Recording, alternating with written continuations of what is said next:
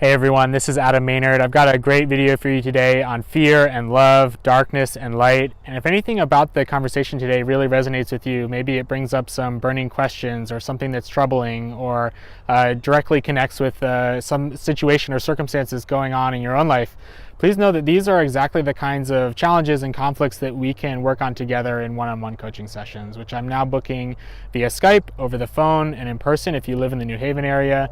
So if any of this really resonates with you, please reach out via email, via social media, or on my website, and we can set up a free consultation where we can get to know one another a little better and see how we might best be able to work together in service of bringing you more easefulness, more joy, more happiness, and more love in your own life. So without further ado, here's the video of the week on fear. Here to talk to you today about fear, and not just any fear, but fear that really forms a certain paralysis for you moving forward and doing the thing that you really desire or that you really want for your life. And you know, what is some of the advice we're often given when we think about facing our fears? When, if we talk to friends and loved ones about something we're afraid of, we're kind of given that very advice or that very mantra that sometimes in life, you have to face your fears. You have to kind of power through it. It's going to be hard. It's going to be challenging. It's going to be scary. But some things in life are worth that effort and worth that risk. And that really, it's not the worst advice in the world. I think that is a path you can choose. That is a way forward through the fear, is just kind of steeling yourself against the ways of the world, the powers that are mounted against you, and trusting in yourself that you have the skill and the willpower to make it happen. But as you can probably tell by some of the language that I'm using, that can be a very effortful and very tenuous arrangement, and it can be one that it would be one thing maybe if facing your fears meant facing your fear in the moment, that you execute whatever it is you're trying to do. But if you kind of approach the problem with that powering through the fear mindset, oftentimes the fear never goes away. The fear is with you from the point that you decide that or first feel it, through the actual time that you execute whatever it is you're trying to do. So I'd like to offer kind of an alternative approach to powering through the fear that is one based more on easefulness, on effortlessness, of one that is based on kind of a calm approach from the time that you choose it until you execute it similarly and kind of see it through. But one that I think on the whole is a more peaceful way of approaching the fear. And I want to kind of illustrate this by using the metaphor, using the symbols of light and dark. They can, if we think about fear is a kind of a dark emotion. It's one that is consuming. It's one that is hopeless at times. It's one that if you find yourself in a fearful place, if you picture yourself in a dark room, you're kind of stumbling around. You're uncertain. You don't really know where your support is coming from. You don't really know which direction to head, and you feel very lonely because of that. And the kind of power through the fear, overcome your fear, face your fear advice is one that doesn't really dispel the darkness. It doesn't really make it any easier for you to find yourself around the room of the experience that you're having. And so that's why I'd like to offer this alternative approach that's not based on powering through the fear and staying in the darkness, but is really based on kind of dispelling the darkness through the introduction of a source of light. And in this case, a source of light is a loving thought. If we can think of the powering through the darkness or the fear itself as a loveless thought, introducing a light source makes it easier for you to see your surroundings. It makes it easier for you to choose what direction is best for you. It puts you immediately at ease because you have a sense of who you are and what your place is in the world. And so a loving thought, the introduction of a loving thought by definition, and a light based thought by definition, kind of dispels the fearfulness without having to address the fear itself at all. You're just replacing it or introducing another idea that kind of takes care of itself. So I want to illustrate this by using an example from my own life. 2 weeks ago, two very dear friends of mine got married. It was an amazing weekend, a very loving and connected ceremony. We were with a bunch of college friends who we hadn't seen since we graduated 5 or 6 years ago, and it was a really wonderful weekend. and they were generous enough and kind enough and loving enough to ask me to give a toast at the reception, and I was very kind of humbled by that request, and I knew immediately that I wanted to accept the offer, right? In honor of the invitation, in honor of them and their relationship.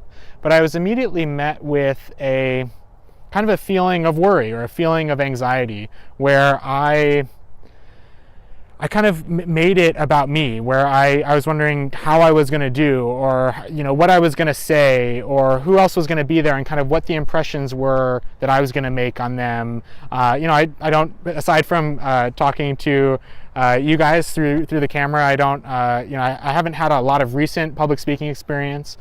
So that was kind of the things that were kind of rattling around in my head, the intangibles and the uncontrollables inherently of like, what's the situation going to be? How am I going to do? And you can probably tell that this fear is based in lovelessness, right? The fear is based in kind of taking what was an invitation to honor this couple that I love, and making it instead about me and how I was going to perform. And through looking at this experience, I realized that first and foremost, it wasn't about me. It was about me only to the extent that what did I have to give them? What did I have to give them in what I've observed of their relationship over the last couple of years?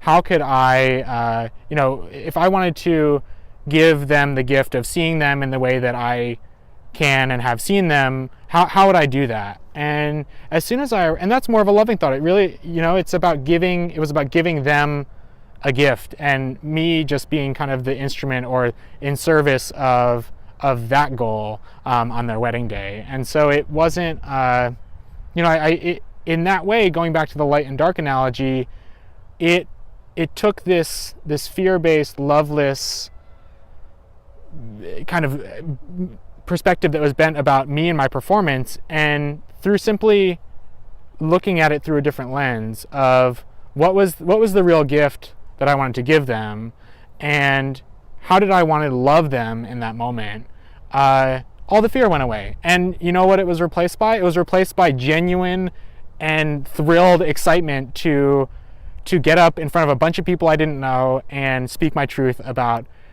who I see them as and who they are. And from then on, it was pretty much a cakewalk. And I probably came to that realization, I'd say maybe a week before, and all the time I'd spent before that was kind of fretting and wondering what I was going to say, and really kind of mired in the dark, in the fearful thoughts. And I replaced that I introduced this idea of a loving, generous act towards them, and that made all the difference. And sure, there were a couple nerves when I, got up and took the microphone and started speaking, and forgot my lines at one point. But it's like, it's the feeling and it's the energy with which you approach these kinds of things that make all the difference. And that's really what made the difference for me. So if you are facing something in your life that you are afraid of, that you are paralyzed by because you're so afraid of it, that it is stopping you in your tracks because you don't know how you can take another step, you're so afraid,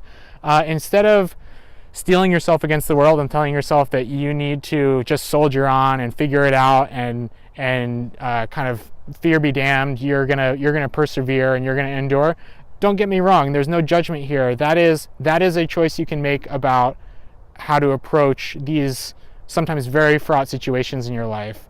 But I'm in recording this video, I'm trying to make you aware that there is another path if you decide to take it, and that path is one of introducing a loving thought to the equation that dispels all the fear, because the fear doesn't matter once love is in the room. The darkness doesn't matter once you turn the light bulb on. And once you replace that fearfulness, you might think about it a little bit, but it's not nearly going to have the hold over you and the control over you that it once did. So that's what I want to leave you with today. I wish you the best of luck in whatever fearful situations you find yourself in now, and you really do have the power to transform those situations for yourself. And I can't wait to hear how it goes. So good luck, and talk to you next time.